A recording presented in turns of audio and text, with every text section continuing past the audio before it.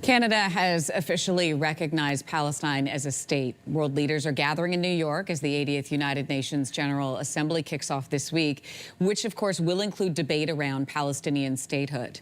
Canada is joining a growing list of Western countries, including Australia and the United Kingdom, that are taking a stand to recognize a Palestinian state, they say in an effort to accelerate a peaceful two-state solution in the region. For more on what all of this means, I'm joined by former Canadian ambassador to Israel, John Allen. Good morning to you. Good morning. What does it mean for Canada to recognize Palestine as a state? It means, as the Prime Minister said in his statement, that Canada is increasingly concerned that the actions of the current Israeli government are threatening the possibility of a two-state solution that would, if it happened, bring peace and security to both Israelis and Palestinians. The actions of this government in expanding settlements, in allowing settler violence, and the Gaza crisis all point to a situation where the two-state vision, which is something that Canada and Western states have supported for decades, is now under very serious threat. So this is essentially an attempt to say to Israel, this has to stop, what you're doing has to stop, and to give some hope to Palestinians that their self-determination may at some point be realized. What did you think when you heard that acknowledgement? I was very supportive of it. I testified before a House of Commons committee in support of the recognition. I think it's an important statement by Canada, but it's also important that Canada's doing it with 9 other countries at this 80th session of the General Assembly. It demonstrates that Israel's friends, and you have to realize these are Israel's friends, countries that have supported Israel since 1948, are now saying to the government, but also to Israelis, that this has to stop. More than 140 countries already recognize a Palestinian state. And then, of course, the most recent countries to acknowledge or plan to acknowledge a Palestinian statehood include Australia, Belgium, as we know, of course, Canada, we were talking about, France, Portugal, Malta, the UK as well.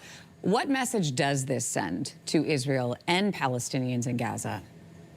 As I said, it sends a message that going forward, if settlement expansion continues, if occupation continues, then both Israelis and Palestinians are going to live in a state of insecurity, and that the only way that these 7.5 million Jews and 7.5 million Arabs can have a real future where they're not in war or in rebellion is to move towards two states. The U.S. is the only country on the UN Security Council that will not recognize a Palestinian state. How does that impact potential change? Well, it's key in the sense that in order to become a full member of the United Nations, you need UN Security Council support, and the current U.S. administration will veto that. So in a technical sense, it's problematic. It's also problematic because moving forward, support from the United States to end the war in Gaza, to put pressure on Israel to stop settlement expansion, has generally been key. And it will be difficult to move the Netanyahu government without some Trump administration or in the future other U.S. administration pressure. It was interesting to hear, Israeli Prime Minister Benjamin Netanyahu vowing a response to countries recognizing a Palestinian state. What does that do to the relationship between Canada and Israel? Well, the relationship between the current government of Israel and Canada is obviously not at its high point.